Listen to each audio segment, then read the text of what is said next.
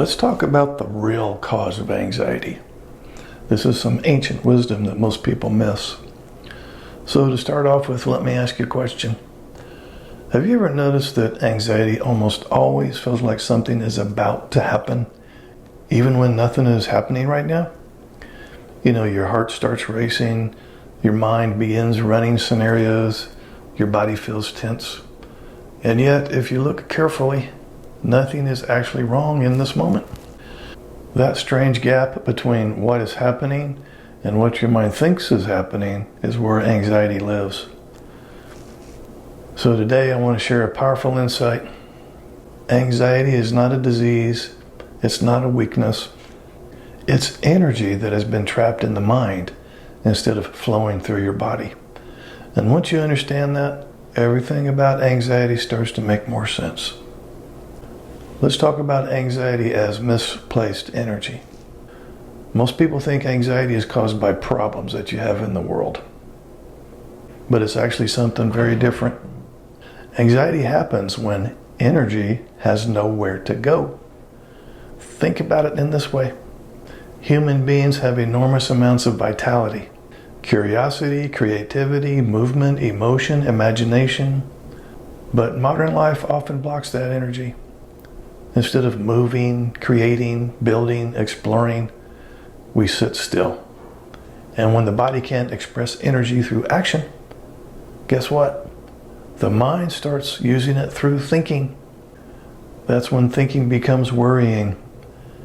Energy that should be expressed through physical activity becomes circulating thoughts. The mind keeps spinning because the energy inside you is trying to move somewhere. This is why anxious thoughts feel so intense. They're not just thoughts, they're energy looking for an outlet. Let's look at how anxiety is created by time. Anxiety exists largely in time. Specifically, anxiety lives in the future. Think about it. When you're anxious about what might happen tomorrow, what someone might think, what could go wrong, what you might lose. But right now, in the present moment, very rarely is there actual danger at hand. The mind projects itself forward and begins imagining possibilities, scary possibilities. And those imagined possibilities trigger the body's stress response. Your body reacts as if the imagined future is already real. But the truth is this: anxiety is not about what is happening currently. It's about what the mind imagines could happen. And the more the mind lives in the future, the stronger anxiety becomes. Now let's talk about why the mind never stops. Here's where things get really interesting. The mind kind of behaves like a bicycle. When you're riding the bicycle, it stays upright and keeps moving. But the moment you stop pedaling and come to a stop, it falls. The mind works the same way. It needs constant movement. It needs thoughts, worries, planning, analysis, problems. Because if the mind stops moving, something surprising happens. You start to realize that you are not the mind. And this realization is uncomfortable for many people. So the mind keeps generating problems to stay active. It creates worry after worry after worry. Not because those worries are useful, but because the mind survives through continuous activity. That's why anxiety can feel endless. The mind just keeps pedaling away. Now let's talk about why fighting anxiety makes it worse. Most people try to defeat anxiety. They say things like, well, I need to stop worrying, or I have to control my thoughts, or I shouldn't feel this way. But when you fight the mind, you end up strengthening the mind. Why? Because the fight is just more thinking. You become anxious about being anxious. You start worrying about your worrying. And the mind loves this because it's active again. Now it has even more material to work with. So the paradox is this: the more you fight anxiety, the more energy you give it. So instead of fighting the mind, just observe.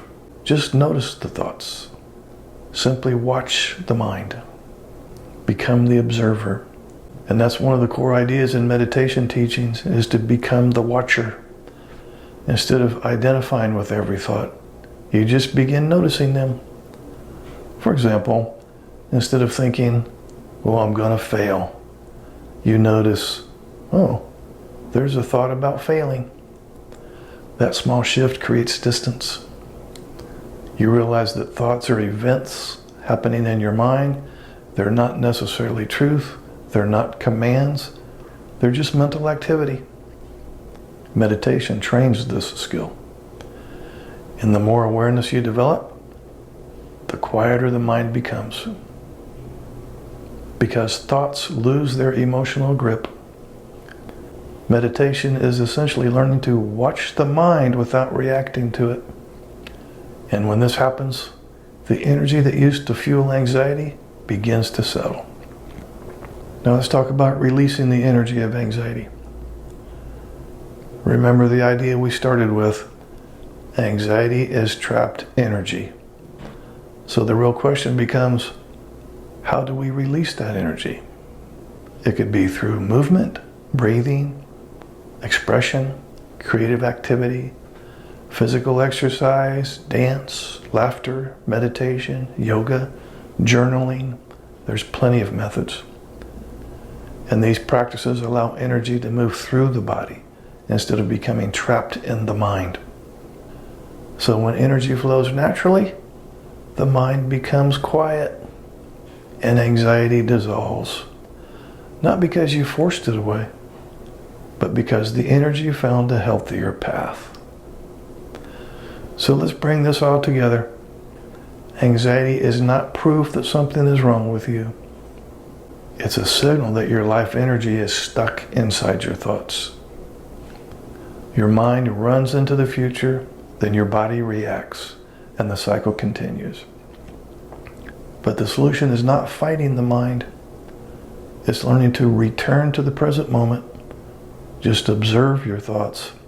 Allow energy to move through your body and reconnect with awareness.